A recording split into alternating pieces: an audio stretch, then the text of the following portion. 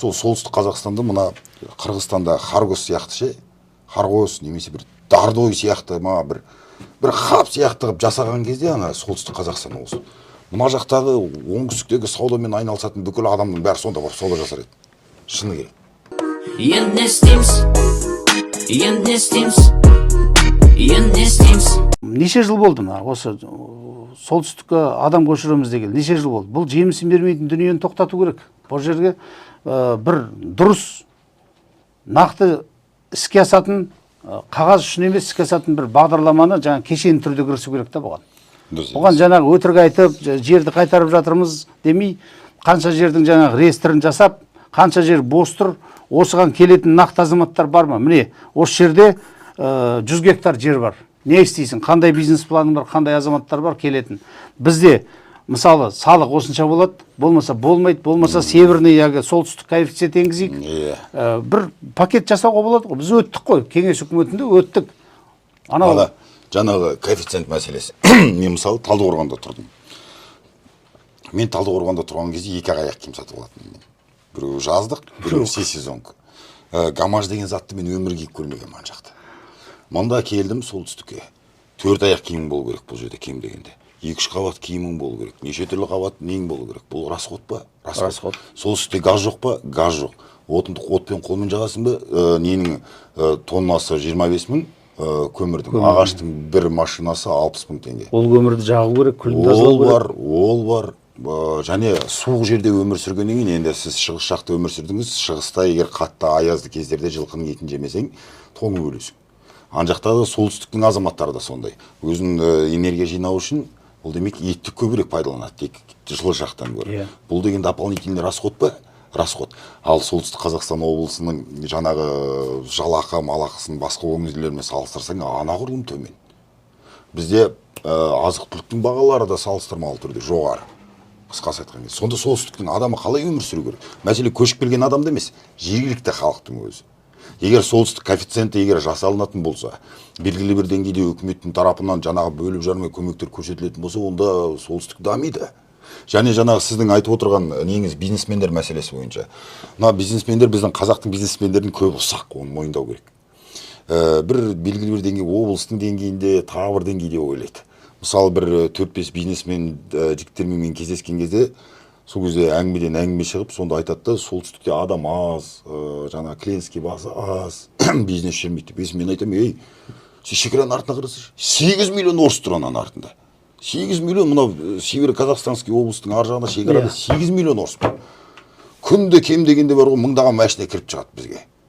Егер сен шынымен жақсы ана жерде бір өндіріс орындарын ашсаң, алатұғаналардың бәрі келеді. Қазір Россия санкцияда оның үстіне. Не тамызсаң да жұтып отыр. Шыны керек. Мен вообще ойлаймын, кезінде енді ағалар өздерің отырыңдар ғой билікте. Кезінде заманда деймде, сол солтүстік Қазақстанда мына Қырғызстанда Харгос сияқты ше, Харгос немесе бір Дардой сияқты бір хаб сияқты қылып жасаған кезде ана солтүстік Қазақстан облысы. Мына жақтағы оңтүстіктегі саудамен айналысатын бүкіл адамның бәрі сонда барып сауда жасар еді. Шыны керек. Біз дабырлай береміз. Ойбай, мұны бүйту керек, бүйту керек, сөйту керек. Мен алдында айттым. Егер нақты біздің солтүстік Қазақстан облысында адам санын арттыру деген маңызды болатын болса, қазақ санын арттыру керек болса, міне нақты мынандай сондай нелер қояйық. Жақсы. Адам санын, қазақ санын арттыру керек. Решение не? Оңтүстік өңірлерде 10 мыңға жуық жетім балалар тұрып отыр. Мына линияда, оңтүстік линияда мына Алматы, Талдықорған, жаңа Қызылорда, ненің бәрінде детдомда 10 мыңға жуық қазақтың балалары жүр. Мысалы. Ал детдомдың обеспечениесі осы орталықтан, Астанадан. Демек оған маңызды емес, ол детдом Шымкентте тұр ма, әлде Петропавлда тұр ма? Тауы детдомның балаларын көшірек, детдоммен бірге. Бір ауданға апарайықта, бір детдом қойық, ішінде 200 баласымен. Ол жерге сол жергілікті әйелдер, жергілікті коренной населениенің әйелдері барып, сол жерде мұғалім болады. Бақташ не болады, жаңағы мұғалім, жаңағы қараушы болады. Ол сол солтүстіктің менталитетімен тәрбиелейді ана баланы.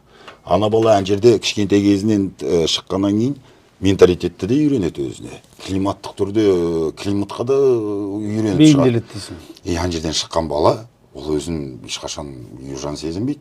Ол мен солтүстіктің деп айтады. Және оны сол жерге үйін бересінде сонда қалдырасың. Одан кейін пробация мәселесі.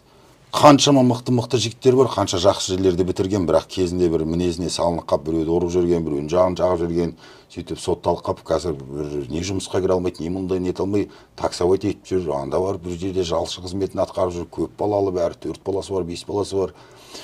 Нақты егер солтүстікте адам шақыру керек болса, провокацияны пайдаланайық.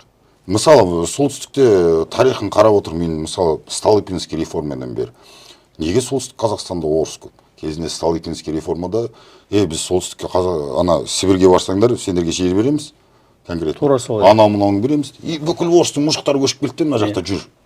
Одан кейін тың игеру кезінде, өзіңіз білесіз, сол кезде сіз барсыз. Тың игеру кезінде де солтүстік өңірлерге көшіңдер. Тың игеруге жете алмайды, кейінірек дүние келді. Кейінірек па? Соны қысқасы солай болды ғой. Одан кейін міне неге бізде тарихта кәдімгідей решениялар тұр. Бізде бұрақын іс жүзінде не болып жатыр? Іс жүзінде бұлай болып жатыр. Бізде мысалы Қызылжарда шошқа фермасы тұр. Бізде Ақжол партиясы көтерген осы шошқаның субсидиясы неге көп деп. Бұл көзге түспейтін дүниедір. Қазақстанның субсидиясымен, Қазақстанның қаржысымен жаңағы шошқа өндіріледі.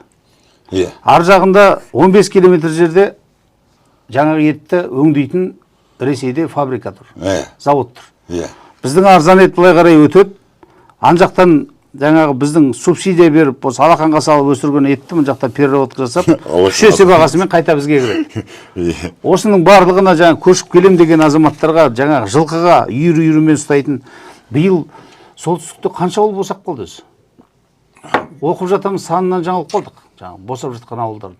Сол ауылдардың барлығына мысалы ана Тірек ауыл деген бір атақ беріп алды ғой. Тірек ауыл дейді, бүкіл адамды жинап әкеп бір жерге, ол жерде не мал жая алмайсың. Ол жерде ештеңе ұстай алмайсың. Ал енді ана босап жатқан қаңырап қалған ауылдарға сол жерді малға толтыратын болса, ешқандай программа керек жоқ еді. Азаматтардың өздері барып жетсе жаққа. Аға, мен бір қызық айтайыншы осы жерде. Онда бір үлкен бір жиын болды. Сол кезде неге Қазақстанда жұмыссыздар көбейіп кетті дейді. Жұмыссыздар, үйсіз-күйсіздер неге көбейіп кетті? Сонда дейін дұрыс ешкім жауап бермеді. Сонда мен айттым. Бұның басты бір себебі бар. Неге жұмысы, үйсіз-күйсіздер көбейіп кеткенің бір себебі бар. Ол себеп мынау. Мысалы бір ауылда алайық. Ол ауылда мысалы бір 12 семья тұрады. Мектебінде 15 бала оқиды. Сол 15 балаға бір 11 мұғалім жұмыс жасайды. Енді қараңыз. Білім министрлігі алады да, ананы көреді, немене 15 бала үшін біз 10 мұғалімге зарплата төлеуіміз керек, категоры бар, охраннигі бар, анау-мынау. Бұл деген нецелесообразно. Расход қой мынау. Давай. Мына жақта Астанада отырады да, ананы мектепті жабыңдар деп бұйрық қол береді. Мектеп жабылады. Енді біз сол ауылда тұрамыз аға. Мысалы, сен мұғалімсің, мен сол ауылда жүрген бір малшымын. Мектеп жабылды, біздің бала-шағамыз бар. Бала-шағамыз бір жерде оқу керек қой. Сосын біз не істейміз? Амалсыз көрші елді мекенге көшеміз. Бірақ біз ана үйді сатайық десек өзіміз тұрып атқан. Ол жерде мектеп жабылып қалған, ол үйін сенің ешкім алмайды. Демек ол болысы далада қалды. Аяқ астынан біз алып Сергеевке көшіп келдік. Мысалы, көршілес. Сіз мұғалімсіз, қазақ тілі әдебиетіне мысалы. Мектебіне келесіз, қазақ тілі әдебиетке орын бар ма? Ол айтады, қазақ тілі әдебиетке орын жоқ. Орынды қойып атымен жоқ ондай. Содан кейін аласты, мен барам, маған жер беріңдерші, мен мал бағайын деймін, мен ана жақта мал баққам. Сосын маған айтады, мынау қала тектескен, саған қайдағы жер? Мал бақсаң дөйделаға барып бақ дейді. Сосын ана жерде мен не үй ала алмаймын, не жұмысқа кіре алмаймын. Соды орта жолдан біз үйсіз, күйсіз, жұмыссыз адам тудырып отырмыз, бір ауылды құртып жіберу арқылы. Ал ондай демек күнде бір ауыл жабылады Қазақстан бойынша. Демек күнде кем дегенде бір 20 семья қосылып отыр бізге сондай үйсіз-күйсіздер. Біз өзіміз жасап отырған мемлекет бізде бәрін. Қысқасы айтқан кезде. Бірақ осының бәрін шешуге жарайды. Мәселе урбанизацияда. Қазір дүние жүзінде табиғи урбанизация жүріп жатыр. Бізден 100 есе артық дамыған Канаданың өзінде де сондай проблема. Қысқасы айтқан кезде жаңағы оларда жаңағы немене шекара емес, олар шекара не жоқ қой, бірақ ана босап қалған жағына адам толтыра алмай жатыр. Тіпті дамыған скандинавиялық елдерде де сондай проблема. Табиғи урбанизация жүріп жатыр. Мен айтпаймын, ойбай, біз урбанизацияны жеңеміз, ол мүмкін емес. Бірақ біз оны кішкене болса да тежей аламыз. Қалай? Бағанаға айтып отырған, оңтүстік өңірде қуаңшылықтан зардап шеккен малшы фермерді жаңағы сіз айтқан кейстермен, жақсы көмектермен жаңағы жабылайын деп тұрған ауылға 4-5 үй әкеліп шоғырландырады. Оның балалары мектепке келеді, мектеп дамиды. Мектеп сақталды ма? Ауыл сақталды. Шекарада бір ауыл тұр, тірі тұр. Малшылары жұмыс жасап жатыр. Жер шаруашылық пайдаланып жатыр. Өнеркәсіп бар. Ауыл тұр ма? Тұр. Міне. Бұл негізі солтүстікке көш мәселесі тек қана бір призмамен қарайтын дүние емес. Бұл солтүстікке көш мәселесі идеологиялық проблема. Сіз айтып отырсыз жаңағы демографиялық не экономикалық бәрі оборона түгел қамтамасыз етіп тұрған зат. Қысқасы айтқан кезде ше. Сол себепті бұл нәрсеге бір ғана министрлікке ғана иығына салық қою деген бұл абсурд. Бұл министрлік өзім қараңыз, жұмыспен қамтудың маманы отыр да, мысалы. Отыр солтүстікте бір ауылда. Оған бір қазақ келеді. Ол қазаққа мен солтүстіктің санын арттырайын деп келдім, бүйтейін деп келдім деген әңгіме мына жерде отырған маманға қызықсыз. Оған ол керек жоқ. Мысалы, мынандай ситуация болды. Осыдан 2 жыл бұрын бір 6 баласы бар, бір камазист жігіт солтүстікке келді, өзі ғана келді де, сосын мен айттым, осындай ауылдарға бар, мына жақтарға керек деп. Сосын сол бір ауылға барған кезде аудан орталығына барады да, сонда анау енді айтқан ғой, осындай мен көшіп келейін, 6 балам бар, мықты камазистпін, анау деп. Сонда жұмыспен қамтудың маманы жақсы деп қағаздарын жазып отырады да, бір сұрақ сұрайды ғой. Сен шотың ашық па деген кезде, анау айтқан ғой, мен кредиттерім төленбей қалып, шотым бір 530 мың теңгеге жабық тұр деген ғой. Сол кезде анау тұрып айтқан ғой, сіз көше алмайсыз деген. Сіздің шотыңыз жабық. Негізі заң бойынша шынымен көше алмайды ол. Өйткені шоты жабық. Үкімет оны зафиксировать ету үшін оның шотына ақша салу керек. Сол кезде ол статистикаға ілінеді. Сонда мен қатты ренжідім де.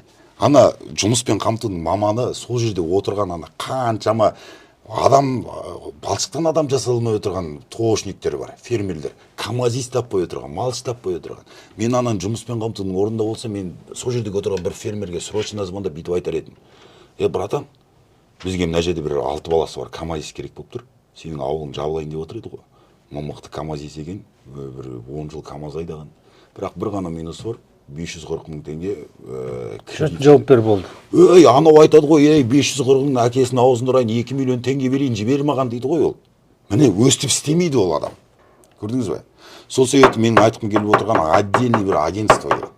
Егер бір жеке агентство болатын болса, осы көш мәселесіне жауап береді. Ол жаңағы білім министрлігі арқылы келіп атқан серпіннің балаларына да жауап берсін, соларды курировать етсін, медициналық саласы арқылы келіп жатқан дәрігерлерді де курировать етсін, фермерлерді де курировать етсін, бәрін курировать ететін бір структура керек. Мысалы, егер қазір Ақ жол партиясының жаңағы кімдер бәрі депутаттар шақырып көш мәселесі туралы сұраймыз десе, жарайды, Светлана келеді. Немесе одан кейін кім Ертаев, немесе бір замминистр, тағы бірдеңке комитеттің басшысы келуі мүмкін. Бірақ ол айтады, міне 2,5 мың адам солтүстік Қазақстан облысына 2,5 мың квота бөлінген ресми. Міне 2,5 мың адамға квотаға берілді. 2,5 мың адам 400 бірдеңке семья. Сертификат мобильности берілді. Жұмыспен қамтамасыз етілді. В чем проблема дейді.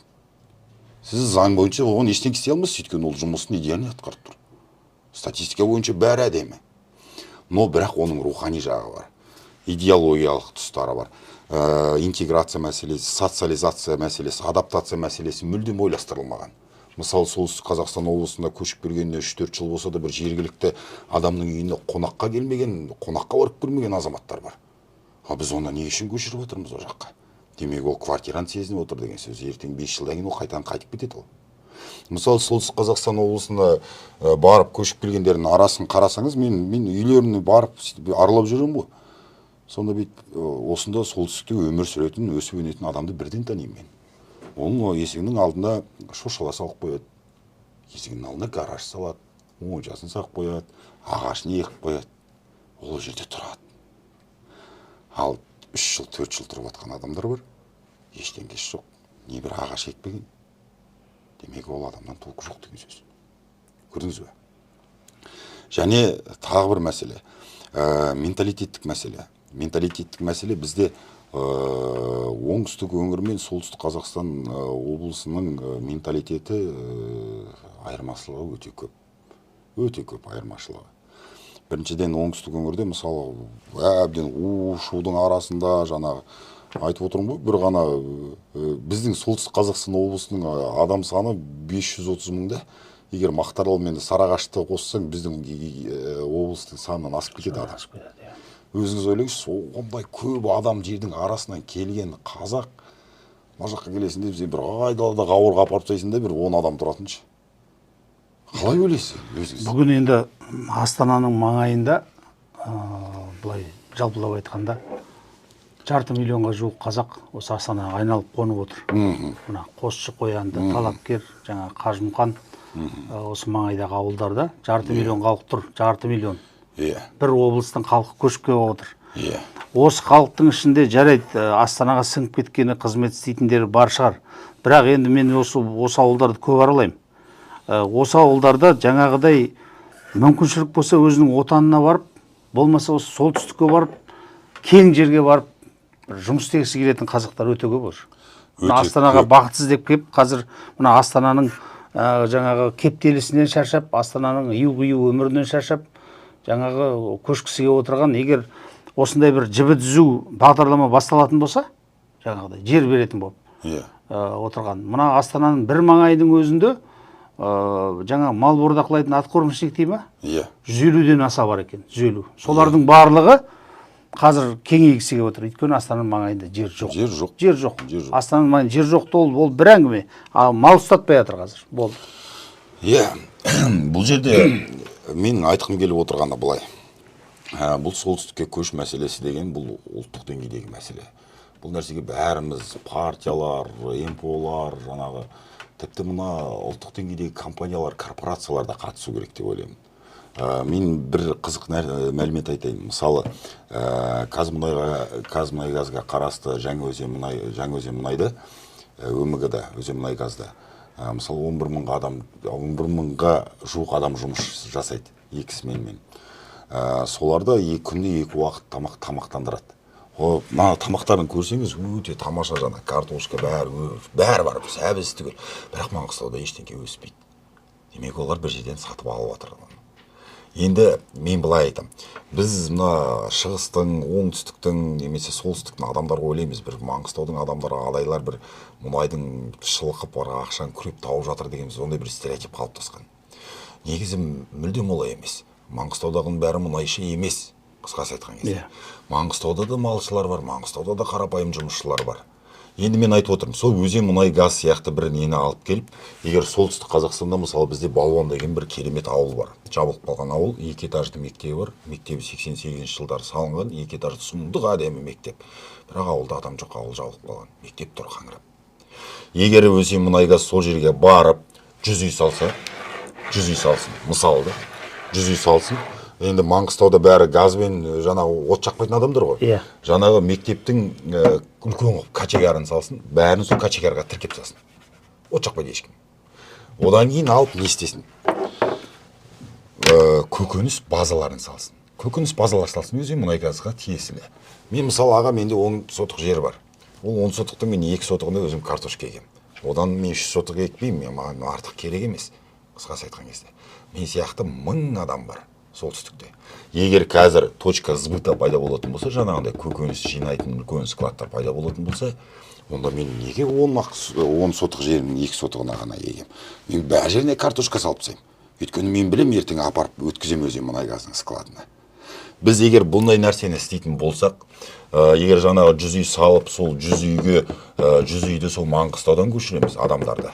Өзен мұнай газ оларға айтсын, сендер мал бордақылаңдар мына жерде. Мына жерде көкөністер жинаңдар. Біз аламыз, өзіміз әкетіп отырамыз Маңғыстауға. Сонда облыстардың арасында синхронизация пайда болады. Маңғыстаудың азаматтары, ойбай, маңғыстаулықтар көшпейді деген өтірік әңгіме. 30-ға жуық маңғыстаулық азаматтар жүр бізде солтүстікте өмір сүріп отыр қазір. Егер бірақ жаңағыдай нәрселер істейтін, өзіңіз елестетіп көрмеші. Кәсіп керек. Бір ғана өзен мұнай газ емес. ТШО да сондай нәрсе істейсін. BI групп барып 100 үй салсын, неге салмайды? Айдын Рахымбаев неге салмайды? Неге ол мынандай дүниелерге қатыспауы керек? Неге бәрі тек қана ақша жию керек бізден? Неге мынандай ұлттық маңызды дүниелерге неге қатыспайды? Неге Кулибаев салмайды? Мысалы. Неге? Істесін, қатысын, міндеттеу керек деп ойлаймын мен. егер сондай үлкен деңгейдегі нелер барып қатысатын болса, мысалы қаншама мықты корпорациялар бар оңтүстікте бар ғой, ақшаны күреп тауып жатқан. Жіберсін, қатысын, міндеттейік. Алда өзінің филиалдарын ашсын сол жақта. Егер филиалдарын ашса, жұмысшылар барады. Енді өзіңіз түсініп те отырсыз ғой, жұмыс болмаса ол жақта делать нечего. Жұмыс керек. И бізге жұмыс тудыра алатын адамдар керек. Бір ғана егер анжаққа барып, мен қазір 100 сиыр бағатын болса, маған кем дегенде 4 жұмысшы керек. Сауыншылар керек, малды қарайтын керек, тракторист керек. Дәрігер керек. Міне. Иә. Айта берсең, аға, әңгіме көп. Өте көп. Бұраған бұл әлеуметтік желі арқылы өзіңнің жан айғайыңды да біліп отырмыз. Біліп, естіп, оқимыз. Мынау бүгін біздің шақыруымызды жерге тастамай, бізге соғып, осы өзің ойыңды бөліскенің көп рахмет. Оқасық. Рахмет. Құдай өзіңе денсаулық берсін. Рахмет. Өзіңе денсаулық берсін. Мынау бір талмай, жаңа мен енді әсірелеп отырған жоқпын расында да. Бүгін үйде жатып алып, сын айтатын, үйде жатып алып, идея жасап отыратын кісілер көп, бірақ өзің қайнаған ортасында жүрсің. Құдай өзіңе денсаулық берсін. Осы теріскей бізге аманат деп өзінің ұраның. Маған денсаулықтан қоса мүмкіндік те керек көп. Аман есен болып ештеңе істей алмай тұрғанда не жақсы ол. Мүмкіндік керек. Дұрыс айтасың. Көп рахмет. Енді мына теріскейімізді, солтүстікті елге толтырайық. Әмин. Осы жолда өзіңе ақ жол тілеймін. Көп рахмет. Айтқаныңыз келсін. Рахмет Беке. Енді не істейміз?